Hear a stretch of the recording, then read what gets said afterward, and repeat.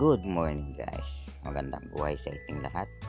Narito na naman po, papakita ko po sa inyo ang aking isang project na isang forged carbon effects na pang araro ng smash. Ito po guys, papakita ko sa inyo step by step kung paano po ginawa yung mga ganitong project para makita rin yun po ninyo at magustuhan kung sakaling i-apply nyo rin sa inyong pagpapapogi ng yung mga motor. So guys, kung tabayanan nyo lang po ang aking channel, itong RC Art Paint Shop, aking YouTube channel. Please subscribe and share para ma-update ko po kayo sa aking mga next pang project. So guys, piplex ko po sa inyo step by step kung paano ko po ginawa itong ganitong project. So guys, yan, kulay black po siya. Yan po yung panimulang kulay. Yung iba kasi, ginagawa po nila dyan, yung panghuling kulay nila yung black. Sa akin, kaya ginawa kong black yung una kasi yung kulay ng motor po na pagkakabitan natin nito, kulay blue yung pagkakabitan natin dito. Sa inyo kung paano ko siya ipaprocess.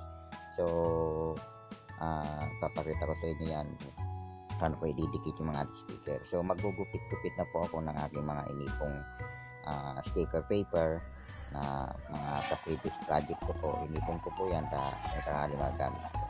Abilisin na natin yung video para mabilis po tayo matapos. So guys, yung paggugupit po niyan guys is wala naman pong direksyon. Bahala na po kayo kung paano nyo po siya gawin. May korte po yung paggugupit. So guys, yan yung pagdidikit po niyan. So, tiyagain nyo lang po yan kasi yan po yung pinaka trabaho natin. Tiyagain mo talaga yung pagdidikit yan. Kaya haba-habaan nyo yung kanyang pasensya at pagtitiyaga sa pagdidikit po na yan. So, yung pagdidikit naman po ng guys, wala naman direksyon na bilpa-bilpa yung ating video. So, yan guys, yan yung unang natin process ng pagdidikit ng ating mga pattern. So guys, i-sprayan ko na po yan ng kulay magnesium print pang titanium. Yan guys yung nilalagay kong kulay. So ang pag-i-spray lang po yan guys is manipis lang ng manipis para mas mabilis siyang matuyo. Ginagamit ko po dyan guys is mga Ansal brand, Ansal paint, Retain, para matagalan po siya. Ayan guys, sprayan na natin para makita nyo rin kung paano siya bilis lang matuyo yan guys. Katapos niyan pwede nyo na siyang dikitan ulit. Sprayanan nyo lang po yan guys hanggang siya matapos kong sprayan. So ayan, tapos na natin sprayan. So pwede na natin siyang dikitan ulit ng sticker paper.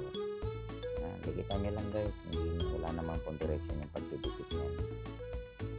Basta nyo na ising i-dikit na sa paningin nyo ikakaganda nung formation nung unang kulay na nilagay nyo para maganda rin siyang tignan. So, pinabilis ko na po yung video para mas mabilis tayo matapos. So, sa dami po nyan didikitan matagal po yung ating video. Ayan guys, shortcut ko na siya. Bahala na rin yung start kung paano siya didikit. So pamamagitan yan guys, makikita nyo na yung output ng yung project. So i-second coat natin. Ang ginamit ko po dyan guys yung silver na high sparkle para yung pinagkamay kanya, metallic niya magaspang. Maganda siya pag sakaling na ilawan, na arawan, maganda yung pagka-sparkle po niya. Yan, ginamit ko dyan high sparkle na kulay silver. Yan, sprayan na natin yan guys. Sprayan natin yan.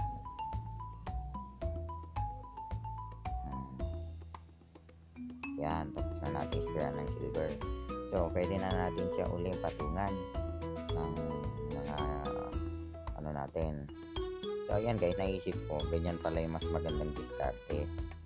Tanggalin nyo muna yung pang protector ng adhesive tapos idikit nyo sa cutting.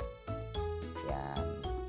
Tapos katingin nyo dyan sa cutting board. Yan. Mabilis pala siyang discover pa na yan bandang na yung paggugupit niya wala naman direksyon yan eh. Dikit na lang ng dikit. So ayan guys, dikit nyo lang ng dikit matapos. So ayan, pinakahuling design na natin yan ng pagdidikit. So na-discover ko lang yan yung paggugupit na yan. Napakabilis pala siya gawin. Dikitin nyo lang dikit. Makikita nyo kung ano outcome niya mamaya. So ipa-process na natin. Next color niyan is kulay blue, yung kakulan ng kulay ng kanyang motor. Makikita nyo yan guys. So pamamagitan pa lang yung pagdidikit na ito. Yan guys, nahanap ko yung kulay blue na akmat na sa pagdidikit ng kanyang motor.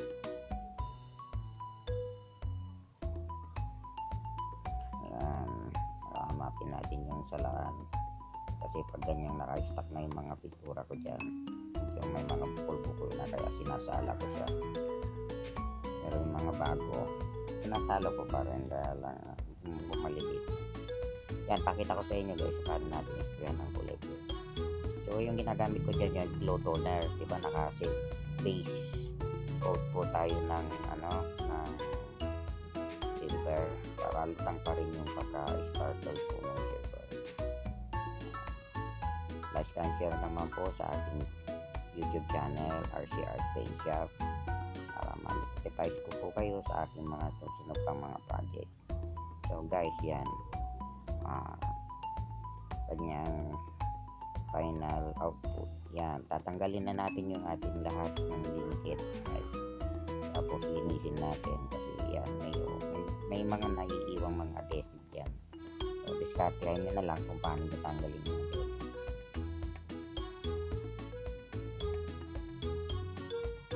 Lang matuyo yung kulay na ini-spray natin yung urethane. Pa-flash off mo lang siya ng konti, 10 minutes, 3 minutes, pwede na po siya.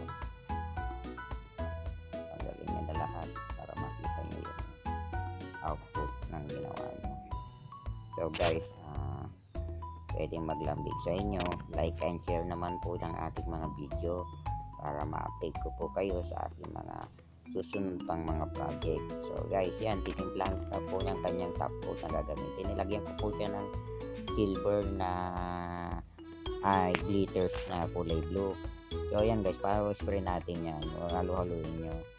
So guys, hindi ko na nagpakita pala yung pag-spray ko dyan kasi gawa nang nawala yung video. So pakikita ko po sa inyo yung finished product output nya. Yan na po yung finished product output ng ating project. Forged Carbon Effects na graphics. Yan, napakakintab, di po ba? Yan may ilaw-ilaw pa yung silver nung natin glitters. So yan guys, nilagyan ko na rin siya ng logo ng Suzuki para may angas din ng dating. Yan guys, pag naikabit na natin yan, ipapakita ko sa inyo yung video. Ko po. Sa mga hindi pa po nakakaalam ng aking location shop, hanapin nyo lang po sa Google Map RCR Paint Shop. Makikita nyo na po yung saktong location ng aking shop.